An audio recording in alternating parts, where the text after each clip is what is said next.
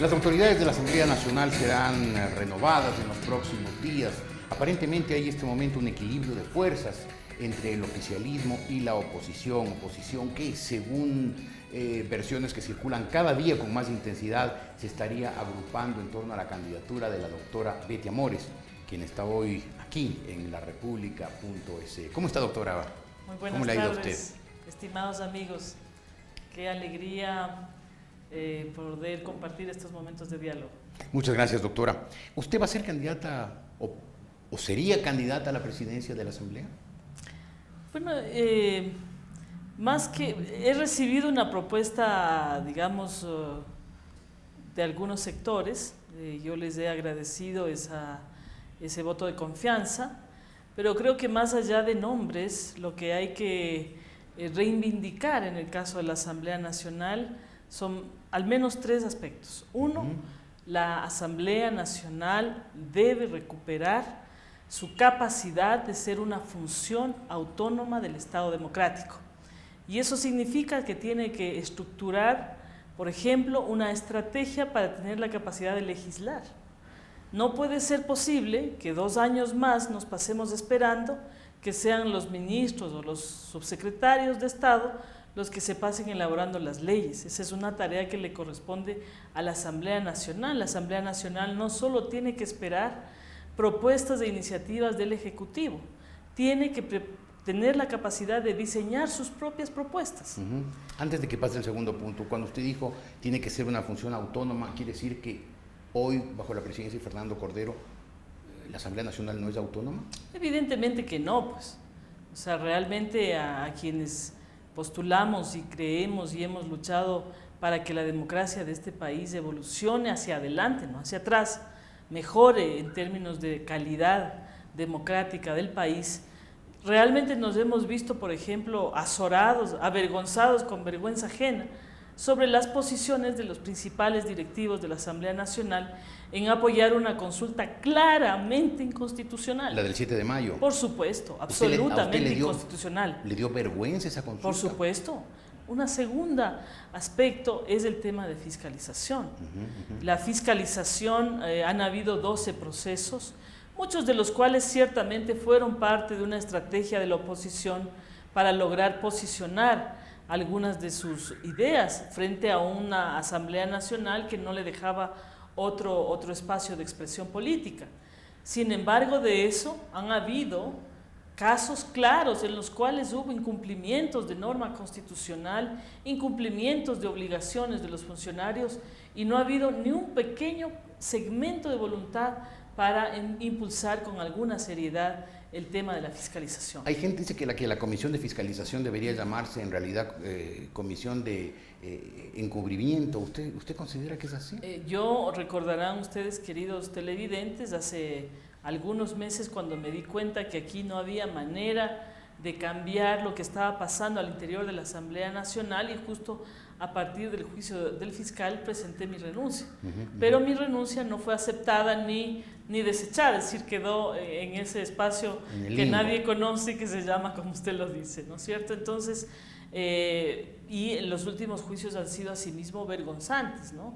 Pero usted, porque las propuestas a usted son cada vez más evidentes, más notorias, que usted sea la abanderada de una coalición multiideológica, digamos, para la presidencia de la Asamblea. ¿Usted está dispuesta a prestar su nombre? Yo creo que hay que, digamos, lograr, ¿no es cierto?, que digamos, al menos una mayoría de los asambleístas que en este momento nos ha tocado cumplir esta enorme responsabilidad, entendamos que este no es un tema de una decisión de un día y que luego no tienen unos efectos. Yo creo que lo que está en juego es el futuro democrático del país. Y creo que al margen, como digo, de mi nombre, yo soy una persona sencilla, una persona absolutamente prudente. Voy a pues estar en contacto con la situación de la Asamblea Nacional y creo que todos tenemos la responsabilidad de salir en defensa de la democracia del país en primer lugar y de la institucionalidad democrática como es, por cierto, la Asamblea Nacional. Permítame que insista, porque usted es una persona que evidentemente se la considera capaz de congregar voluntades. De hecho, incluso cuando usted pertenecía al oficialismo y el oficialismo lanzaba cadenas nacionales constantes contra mí, yo tenía muy buen diálogo con usted. Por cierto, así es. Ciertamente usted es una persona capaz de reunir a la oposición como seguramente ningún otro candidato potencial de la oposición. Vamos a ver si es que eso ocurre, estimado Jorge. Yo diría que la última semana de julio es una semana crucial para el país, no solo para la Asamblea Nacional, porque de lo que ocurre en la Asamblea Nacional ciertamente dependerá el futuro democrático de nuestro país. Ahora, por el otro lado hay quienes dicen si la Asamblea llega a ser ganada, o la conducción de la Asamblea llega a ser ganada por la oposición, podrían revivirse las pugnas de poderes que caracterizaron a los periodos democráticos anteriores. ¿Qué dice usted? Porque usted podría ser la próxima presidenta de la Asamblea. Bueno, yo creo que, siendo absolutamente equitativa y justa, hay muchos aspectos del gobierno central que han ido en la línea correcta de la búsqueda que todos tenemos que hacer del desarrollo, el tema de infraestructura logística y carreteras y demás. ¿Quién puede no reconocer eso? Como también he dicho reiteradas veces, ¿no es cierto?, que aquellos proyectos de ley, que sean unos proyectos de ley que contribuyan a profundizar un proceso de generación de condiciones de desarrollo para todo el país, es decir, condiciones equitativas para todo el país, y me estoy refiriendo tanto al sector productivo como al sector popular, a los sectores sociales. Todo eso tiene que ser canalizado, ¿verdad?, y aprobado, venga de donde venga la iniciativa, si es que es del Ejecutivo, bien, y si es que es de la Asamblea, también. Claro. De modo que soy una persona que intenta ponerse en el punto de equilibrio, en el punto de intermedio. No tengo en mi manera de ver las cosas una cerrazón como sí la tiene lastimosamente el presidente Correa, que cualquier iniciativa, incluso temas que yo le he dicho dentro del marco de lo ideológico, porque construimos juntos ese marco ideológico, a la final he resultado ser ofendida, gritoneada, insultada, porque él solo acepta una verdad, que es su verdad. A ver, yo soy una persona de principios. Creo que en muchos de los temas el presidente Correa ha traicionado nuestros principios. Jamás, y eso que le quede muy claro a los jóvenes que ven este medio, a las mujeres, a los adolescentes que próximamente tendrán la posibilidad incluso de decidir también el futuro de la patria, jamás estuvo concebido en este proyecto el crear un líder autoritario, caudillista. Eso jamás fue. Tan no fue así que creamos este espacio institucional de participación ciudadana, que precisamente selecciona a las autoridades que regulan y controlan a los poderes institucionales del Estado. Pero lamentablemente nos equivocamos.